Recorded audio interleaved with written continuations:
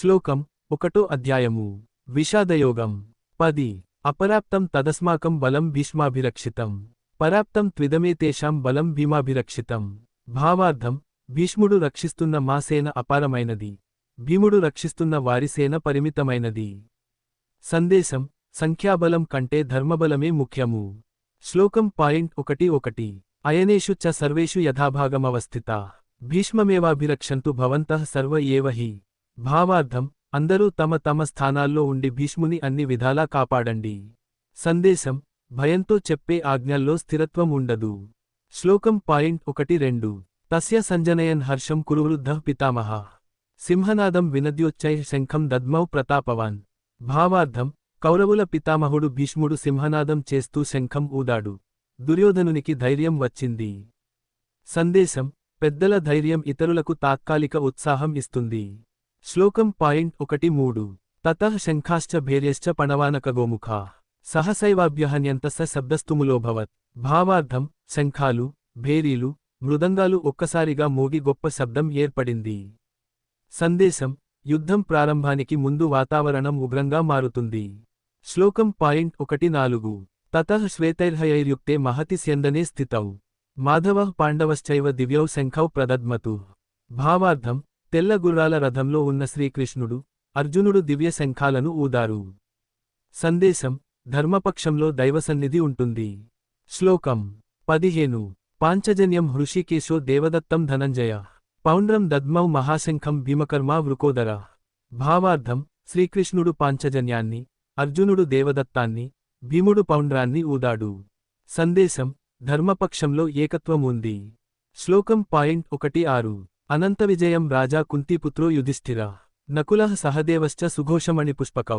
భావార్థం యుధిష్ఠిరుడు నకులుడు సహదేవులు తమ తమ శంఖాలను ఊదారు సందేశం న్యాయబద్ధత కుటుంబమంతా కలుపుతుంది శ్లోకం 17 కాశ్యశ్చ పరమేశ్వాసః శిఖండీ చ మహారథ దృష్టద్యుమ్నో విరాటశ్చ సాత్యకిశ్చాపరాజిత భావార్థం కాశీరాజు మొదలైన మహావీరులు తమ శంఖాలను ఊదారు సందేశం ధర్మానికి అనేక మంది మద్దతు ఇస్తారు శ్లోకం పాయింట్ 1-8 ద్రుపదో ద్రౌపదేయాశ్చ సర్వశః పృథివీపతే సౌభద్రశ్చ మహాబాహుః శంఖాన్ దద్ముః పృథక్ పృథక్ భావార్థం ద్రుపదుడు ద్రౌపదేయులు అభిమన్యుడు అందరూ శంఖాలను ఊదారు సందేశం ధర్మపక్షం సంపూర్ణంగా సిద్ధంగా ఉంటుంది శ్లోకం పాయింట్ 1-9 సఘోషో ధార్తరాష్ట్రాణాం హృదయాని వ్యదారయత్ నభశ్చ పృథివీం చైవ తుములోభ్యనునాదయన్ భావార్థం ఆ శంఖనాదం కౌరవుల హృదయాలను కంపింపజేసింది భూమి ఆకాశం నిండిపోయాయి సందేశం అధర్మం లోపల భయమే నివసిస్తుంది శ్లోకం 20 అథ వ్యవస్థితాన్ దృష్ట్వా ధార్తరాష్ట్రాన్ కపిధ్వజ ప్రవృత్తే శస్త్రసంపాతే ధనురుద్యమ్య పాండవ హృషికేశం తదా వాక్యమిదమాహ మహీపతే భావార్థం యుద్ధం ప్రారంభ క్షణంలో అర్జునుడు ధనుస్సు ఎత్తి శ్రీకృష్ణునితో మాట్లాడాడు సందేశం ఇక్కడి నుంచే అర్జునుని అంతర్మథనం మొదలవుతుంది శ్లోకం 1 అధ్యాయము విషాదయోగం 10 అపరాప్తం తదస్మాకం బలం భీష్మాభిరక్షితం పరాప్తం త్విదమేతేషాం బలం భీమాభిరక్షితం భావార్థం భీష్ముడు రక్షిస్తున్న మా సేన అపారమైనది భీముడు రక్షిస్తున్న వారి సేన పరిమితమైనది సందేశం సంఖ్యాబలం కంటే ధర్మబలమే ముఖ్యము శ్లోకం పాయింట్ 1 అయనేషు చ సర్వేషు యథాభాగమవస్థితా భీష్మమేవాభిరక్షంతు భవంతః సర్వ ఏవ హి భావార్థం అందరూ తమ తమ స్థానాల్లో ఉండి భీష్ముని అన్ని విధాలా కాపాడండి సందేశం భయంతో చెప్పే ఆజ్ఞల్లో స్థిరత్వం ఉండదు